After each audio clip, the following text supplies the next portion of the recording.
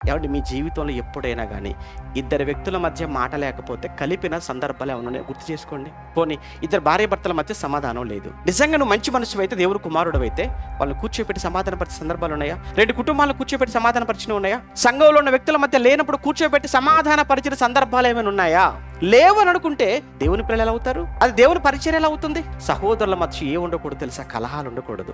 నిజంగా మన సహోదరులం అయితే, మన కుటుంబం అయితేనండి, మన మధ్య ఏ ఉండకూడదు? ఎట్టి పరిస్థితుల్లో మన మధ్య కలహాలు ఉండకూడదు.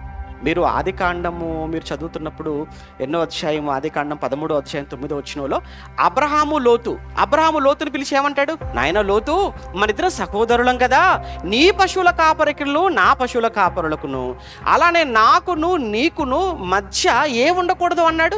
కలహం ఉండకూడదు. ఎందుకు? మన సహోదరులము గనుక. అంటే సహోదరులైతే ఖచ్చితంగా వాళ్ళ మధ్య ఏ ఉండకూడదు? కలహం ఉండకూడదు. మరలా చెప్తున్నాను, ఇప్పుడు ఒక్కసారి మీరు ఆలోచించుకోండి.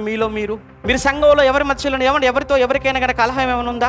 మీలో మీకు ఎవరికైనా కక్షలు ఉన్నాయా? అలా అయితే మీరు సహోదరులు కారు. మీరు సహోదరులు కారు అని అంటే మీరు క్రీస్తు రక్తంలో కడగబడిన వారు కాదు. క్రీస్తు రక్తంలో మీరు కడగబడలేదు అని అంటే అసలు సంఘానికి సంబంధించిన వారే కాదు. కనుక ప్రియులారా ఆలోచించండి. సహోదరుల మధ్య కలహాలకు అవకాశం లేదు, ఉండకూడదు.